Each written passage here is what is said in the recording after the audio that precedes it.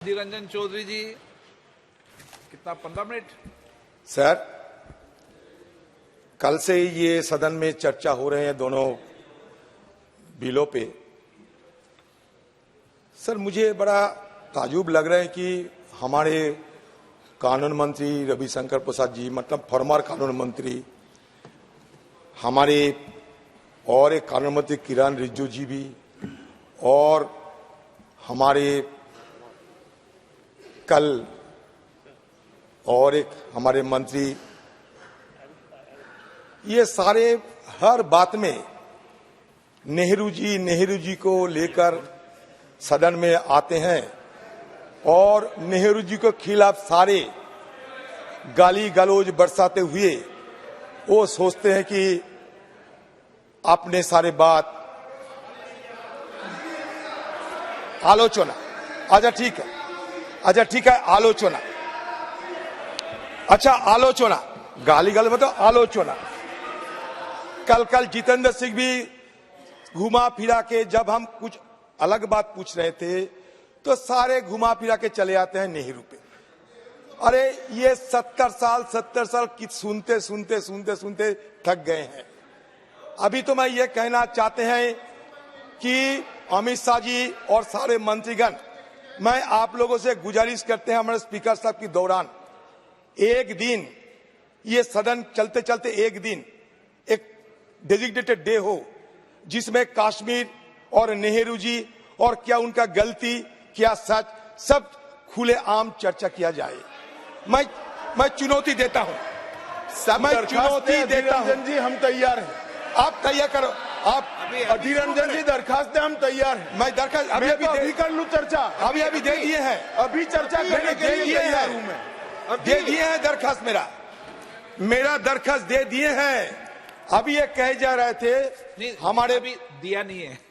नहीं, दरखास्त आपको दिया मैंने, मतलब और भरबली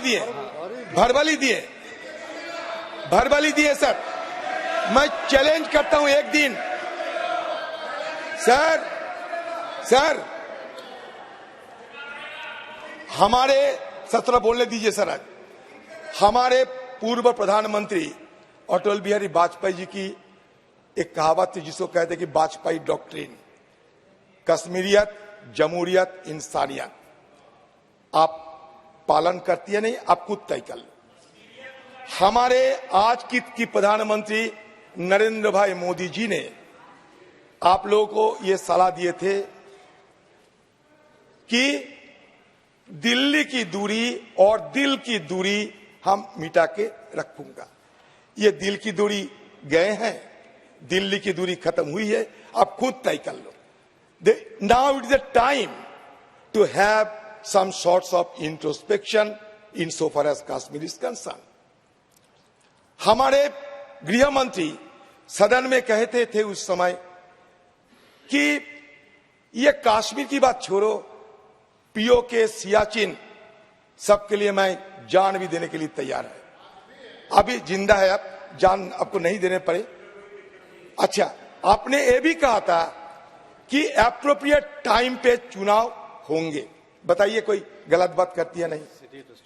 अच्छा, अभी तो ये मुद्दा किस लिए कि जेरीमैंडरिंग करने के लिए, मतलब चुनाव जीतने के लिए नए तरीका आप अपनाता है। इसलिए कि आपने सोचा था लोकल चुनाव तो करा देते हैं, लेकिन लोकल चुनाव कराने में आपको हार निश्चित हो गए थे, तो उससे बचने के लिए अब नया तरीका अपनाते हैं। इसको कहते हैं कि जेरीमैंडरिंग। बात सुनिए अमित शाह जी, वादा किया था आपने कश्मीर में अमन लाएंगे, शांति लाएंगे। जो वादा किया था वो निभाना भूल गए। लोगों की मन में उम्मीद की आग जलाई थी आपने, लेकिन वो बुझाना भूल गए। ये समस्या आपकी यही है। अभी मैं रविशंकर प्रसाद जी कहते थे वल्लभ भाई पटेल के बारे में, अब बराबर चाहते हैं कि नेहरू जी के साथ वल्लभ भाई पटेल की दरार किसी हालत में पैदा किया जाए। मैं जानता हूं, देखिए Sardar Vallabhbhai Patel, whose legacy the BJP has now appropriated to discredit Nehru, tried to convince Liaquat Ali Khan in the Partition Council to take Kashmir and leave Hyderabad Deccan. In her book, Kashmir in Conflict, Victoria Schofield says that even Mountbatten's political advisor, Sir Conrad Corfield, recommended a barter. But anything that Corfield said carried no weight against the long-standing determination of Jawaharlal Nehru to keep Kashmir in India. और इतिहास गवाह है। देखो, चुनाव में आप जीतते हारते बड़ी बात नहीं, इतिहास गवाह है। उस समय अगर घाटी की मुसलमानों ने, शेख अब्दुल्ला की अगुवाई में मुसलमानों ने नेशनल कॉन्फ्रेंस अगर सहायता ना करते तो कश्मीर को हमारे साथ रखना थोड़ा मुश्किल हो सकता था।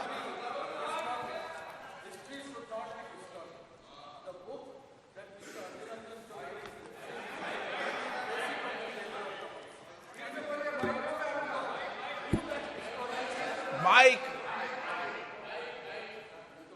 बोले sir, Kashmir in conflict, Kashmir in conflict, through you, written sir, by Victoria to the Schofield. speaker. Adhir Ranjan Chaudhary ji say, let that book be placed on the table of the house and please tell us, I would like to repeat, history should not be distorted, especially in this house. The person who has written that book, what is her antecedent? Who is she? Is she a research scholar? And when we are referring to Sardar Patel, what format actually she has quoted? Where from she has got that information that Liaquat Ali Khan has been told by Patel on this manner? If that record is there, let that be placed on the house. Then only. Your loyalty or allegiance to the ruling party must be appreciated. That is different issue.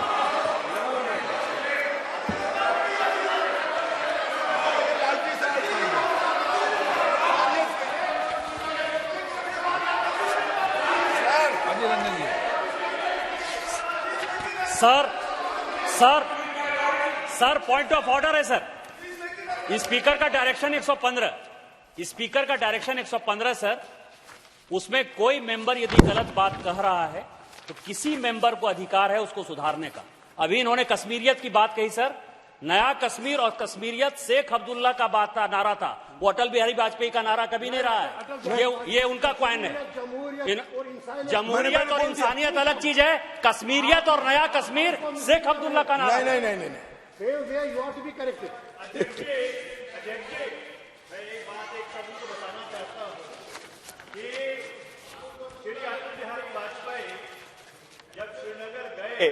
अप्रैल 2023 में चुनाव हो गया था, वहां पे मुफ्ती मोहम्मद सईद की सरकार बन गई थी, तो उन्होंने कश्मीरियत, इंसानियत और जमहूरियत का नारा दिया था।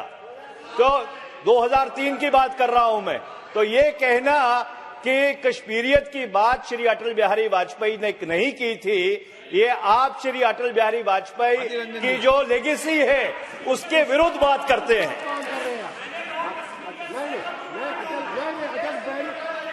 वो नया कश्मीर था, वो नया Kashmir. No, Adhir Ranjan ji. Sir, Adhir Ranjan ji please. अरे रविशंकर प्रसाद जी, आप बहुत बड़ा कानून मंत्री है, भाई सब जानते हैं। मैं आपको और एक बात कहना चाहता है प्रसाद जी, रविशंकर प्रसाद जी, और एक बात, एक मिनट, और एक बात करना चाहते हैं। No, Adhir Ranjan ji please. Sir, और एक बात करना चाहते हैं। सुनो। Former external affairs minister Jaswant Sinha said, हमारे पार्टी के तो नहीं थे, it was a mistake, but think also what would have happened if India had not, what if Pakistan had gone to the UN first. मैंने नहीं कहा, जसवंत सिन्हा की ये बयान है।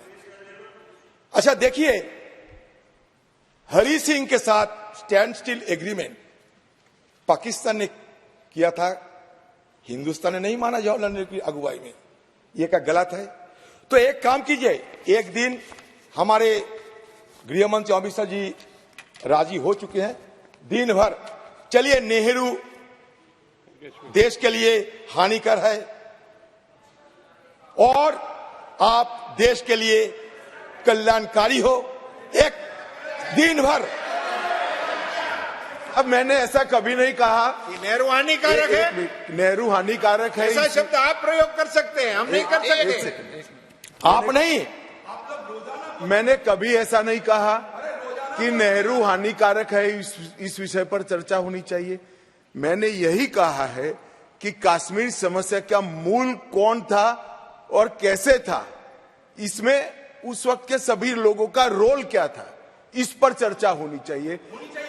और ये कह रहे हैं नेहरू, हमारी बेंचेस से कोई नहीं कहता कि नेहरू हानिकारक थे, मगर अब यही कह रहे हैं नेहरू हानिकारक थे, तो हम क्या कर सकते हैं?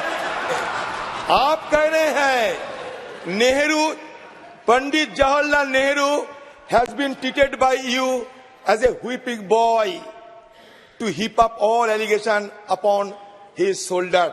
This is the I mean, ironical to note, ये पंडित नेहरू की चलते आज देश कहां से कहां आप पहुंचे। आइए ना एक दिन सदन में चर्चा किया जाए। हम लोग ये नहीं कहते कि सब कुछ हम कर दिए हैं, लेकिन सुनिए, spare your words, your action will speak for it. आइए, ये सारे कानूनी बात तो हो चुके हैं, मैं दोहराना नहीं चाहते। मैं ये कहना चाहते हैं कि कश्मीर में आप दावा करते हैं, गर्व से कहते हैं कि हम ग्रामीण चुनाव किए हैं, अर्बन चुनाव किए हैं, ये किए हैं, वो किए हैं। अगर इतना चुनाव कर दिए हैं तो विधानसभा चुनाव करने में दिक्कत क्या थी? एक के बाद एक आपको कानून लाने की क्या जरूरत थी? आप चाहते हैं कि आप जम्मू कश्मीर विधानसभा में आपका जीत निश्चित हो, इसलिए सारे ये कार्रवाई चल रहे हैं। इसको कहते हैं कि इलेक्टोरल जेरिमेंडरिंग। ये करते हैं अब इसलिए कि जम्मू कश्मीर चुनाव में जीत हासिल कर पाए। आप बताइए तो Amit Shah ji, as per a report by the forum of human rights in Jammu Kashmir between 2019 and 2022, 71 CRPF troops lost their lives, doubling the toll from the preceding 4 years, 2014 to 18, during which 35 fatalities occurred. ये सही या गलत? Between April 2023 and November 2023, a total 23 army and security personnel have lost their lives. On 9th August 2023, the Ministry of Home Affairs reported to Rajya Sabha that between 2018 to 2020, Jammu and Kashmir experienced 761 terrorist incidents, which resulted in 174 civilian deaths. The highest number of attacks occurred in 2018. 228 attacks occurred, causing 40 civilian casualties.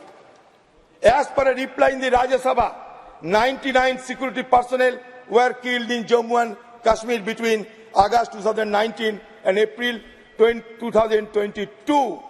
In the preceding 5 years, 460 security personnel were killed.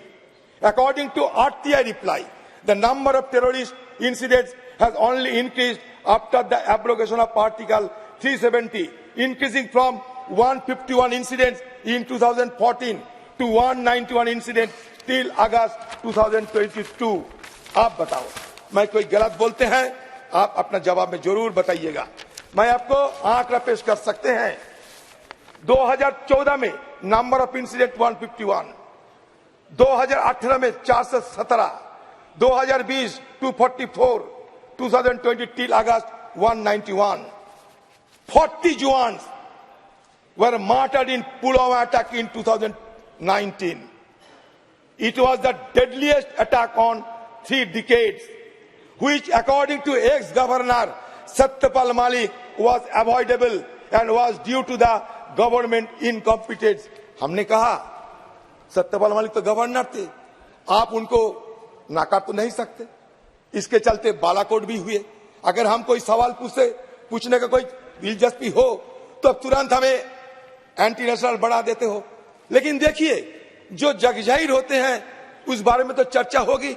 1971 में इंदिरा गांधी जी की अगुवाई में हमारे जहांबाज फौजों ने पाकिस्तान को हराया था, बांग्लादेश को गठित करने में मदद की थी।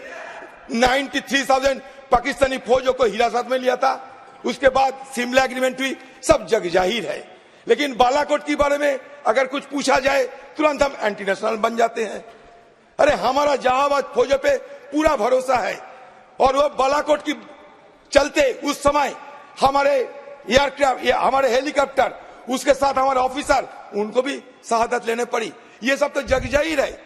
तो सवाल अगर किया जाए, जानने की अगर कोई दिलचस्पी रहे तो गलत नहीं है। आप बताइए कि सत्यपाल मलिक ने जो कहे हैं वो गलत कहे हैं।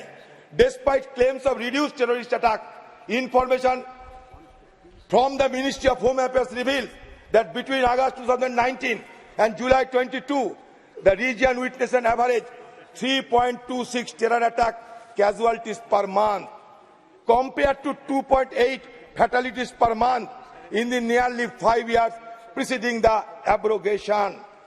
अमित शाह जी, मैं रिसेंट घटना बता रहा हूं आपको, एकदम रिसेंट। रजौरी एनकाउंटर बताइए, अनंतनाग एनकाउंटर हुआ या नहीं, Kulgam terror attack, Rajouri attack, पूंछ अटैक। हाँ, घाटी में जरूर कमियां आए हैं, लेकिन पीर पंजल की पार, चेनाब वैली, जम्मू रीजन आप तक तो शांत थे। अभी हुआ कि इस तरह की घटना घट रही है। आपने तो वादा किया था टेररिस्ट खत्म हो जाएगी, विकास होते रहेंगे, लेकिन ये क्यों हो रहे हैं? ये सवाल पूछना कोई अन्याय तो नहीं है। हम ये सवाल पूछते हैं। आपने वादा किया था कश्मीरी पंडितों के बारे में। देखिए, हमारे खिलाफ एक इल्जाम लगते हैं कि हमारे लिए कश्मीरी पंडित को घाटी छोड़ने को मजबूर होने पड़ी। अच्छा, ये तो आपको जानकारी जरूर होंगे कि वीपी सिंह की जमाने में आपकी समर्थन से वीपी सिंह सरकार बनाई थी। उस समय क्या ये विस्थापन मतलब कश्मीरी माइग्रेंट के पलायन नहीं होते थे? बताइए तो आप क्यों सारे इल्जाम हम पे लगाते हैं? हिस्टोरिकल पर्सपेक्टिव को देखना चाहिए आप लोगों को। अब हिस्टोरिकल पर्सपेक्टिव नहीं देखते हैं, ये सबसे गलती है आप लोगों की। सेफ्टी ऑफ कश्मीरी पंडित के मुद्दे पे आइए आप। Launch in 2008 the prime minister rehabilitation and return scheme offered government job to Kashmiri Pandit in order to facilitate their return to Kashmir. Over 6,000 Kashmiri Pandits have taken employment under this scheme and migrated to the valley. However, the targeted killings of individuals like Mahesh Bhatt and Rajini Bala in 2022 prompted many scheme beneficiaries to flee Jammu. Consequently, the JK administration issued orders to suspend the salaries. तनख्वाह भी बंद कर दिया था of Kashmiri Pandit employees who had left the valley. In February 2023, the administration issued a directive specifying that salaries would only be released for migrant Kashmiri Pandit employees who had resumed their duties in Kashmir. The government seems keen to avoid another exodus of Kashmiri Pandit under its watch, especially since it will tarnish the image of BJP as the party that ostensibly champions the cause of the Pandit. तो भयभीत की माहौल तो है, आप बचा नहीं पाते हैं, पलायन अभी भी जारी है, स्टाइपेंड आप नहीं देते हो, टारगेटेड किलिंग अभी भी होते हैं, लेकिन ये मानने के लिए आप बिल्कुल तैयार नहीं है। आपने क्या किया कश्मीर को? आपने कश्मीर का खाप पंचायत बना दिया। एक लेफ्टिनेंट गवर्नमेंट भेज दिए, उनके साथ कुछ ऑफिसर है जो मर्जी वही करते हैं। सारे क्षमता केंद्रित कर लिए हैं अपने। लगभग 6 साल गुजर चुके हैं, चुनाव नहीं हो रहे हैं। और चुनाव होने की मांग करना क्या अपराध है? हम तो चुनाव करने की मांग करते हैं आप लोगों से। कश्मीर की शांति बहाली हो, यही तो हमारा भी मांग है, लेकिन होता नहीं, इसलिए हमारे परेशानियां बढ़ रहे हैं। अगर आपको परेशानियां ना भी हो सकते, हमें भी परेशानियां होना वाजिब होते हैं, क्योंकि कश्मीर हमारा देश की एक क्राउन बनते हैं। आप इन्वेस्टमेंट की बात करते हैं, अभी रविशंकर प्रसाद इतने लाखों करोड़, काल मतलब दूसरे जितेंद्र सिंह बोलते रहे करोड़ों रुपया वहां इन्वेस्ट होते हैं। मैं बताता हूं, MHA data from December 22 shows that investment in JK fell 55% in 4 years. The abrogation year was the worst. As per MHA data, investment fell to rupees 376.76 crore in 2021-22 from 840.55 crore 2017-18. While LG has mentioned proposal worth 66,000 crore, in reality, the MOS home mentioned only 1547 crore worth of investment have been made in UT. In March 2023, MR invested 60 billion USD. This announcement comes after almost 4 years since the abrogation of Article 370 and is the only foreign investment to be announced so far. जहां होते हैं हम तो स्वीकार करते हैं, और जहां नहीं है वो भी आपको सुनना पड़ते, वो भी आपको सुनना चाहिए। आप एम्प्लॉयमेंट की बात आप बड़े जोर शोर से कर रहे हैं। As per the Kashmir Chamber of Commerce and Industry, economy suffered a loss of nearly 18,000 crore in 4 months after abrogation of Article 370. Jammu and Kashmir ranked 21 among 36 states on Ease of Doing Business Survey 2020. Despite the identification of 33,426 vacancies in the government of Jammu and Kashmir, only 25,450 vacancies have been filled in December 2020. This suggests that a significant number of positions remain unfilled. The government has failed to fulfill their promise of 50,000 jobs for Kashmiris in various government departments. A February 2023 in a reply to the parliamentary question shows that while vacancies are being identified and advertised, the process of filling these vacancies is not immediate. This could result in a time lag between vacancy identification and actual employment. According to the periodic Labour Force Survey 2020-2023 conducted by the National Sample Survey Office, the estimated unemployment rate among individuals aged 15 to 29 years in Jammu and Kashmir was 13.7%. अब कहां जाओगे? Education की हाल वही है, health का हाल वही है। Prevalence of anemia in children between 6 to 59 months of age increased from 53.8% in 2015-16 to 72.7%. Sir, इसीलिए कहता हूं कि सदन के अंदर हाँ को ना और ना को हाँ करने में आप लोग को माहिर, आप जरूर मानते हैं कभी कभी, सफेद को काला, काले को सफेद करने में आप लोगों की बड़ी स्किल है, बड़ी चतुरता है, लेकिन असलियत तो यहां बता दिए हैं। देखिए, एक चुनाव में आप लोग जीते हैं, इसका मतलब ये नहीं दुनिया जीत लिए हैं। आम लोगों की वोट किसी की जेब के अंदर कोई फिक्स डिपॉजिट नहीं है, जेब के अंदर फिक्स डिपॉजिट नहीं है आम लोगों की वोट। ये मान के चलिए, आज जीत हुआ इसका मतलब ये नहीं कि कल आपको जीत सुनिश्चित है, ये मान के चलिए। ज्यादा अहंकारी मत बनो, ये अहंकार आप लोगों को फिर धूल चटने में मजबूर करेगी। ये जो अपने दो जो विधा के लाए हैं, इसमें एक बड़ा चतुरता है। जम्मू में ज्यादा सुविधा दिया करो, कश्मीर में सुविधा को कटौती करो, और सारे पॉपुलेशन के अंदर एक भेदभाव पैदा करो। यही तो है ना आपका मकसद। आप 35A तो हटा दिए, लेकिन डोमिसाइल लॉ के लिए जम्मू में भी मांग उठ रहे हैं, लद्दाख में भी मांग उठ रहे हैं। इसके लिए कोई जवाब आपके पास है? इसीलिए मैं कहता हूं कि ये जो बिल आप लाए हैं, हमें इसमें कोई आपत्ति नहीं है, आप ला सकते, लोगों को सुविधा जरूर दीजिए, लेकिन असलियत को छुपाना नहीं। असलियत को छुपाते अगर रहोगे तो मतलब आज नहीं तो कल देश आपको जरूर एक कहेंगे कि ये हमें धोखा दिए हैं। तो हम इसलिए ये बात रखते हैं। और अमित शाह जी जो कहे हैं कि जवाहरलाल नेहरू और कश्मीर के मुद्दे पे सारे दिन एक दिन चर्चा होना जरूरी है, ये पेशकश किए हैं, वो मान लिए हैं। चलिए एक दिन भर ये चर्चा हो, कौन क्या कैसे किया है या नहीं किया है इसको पता चले, दूध का दूध और पानी का पानी साफ हो जाए।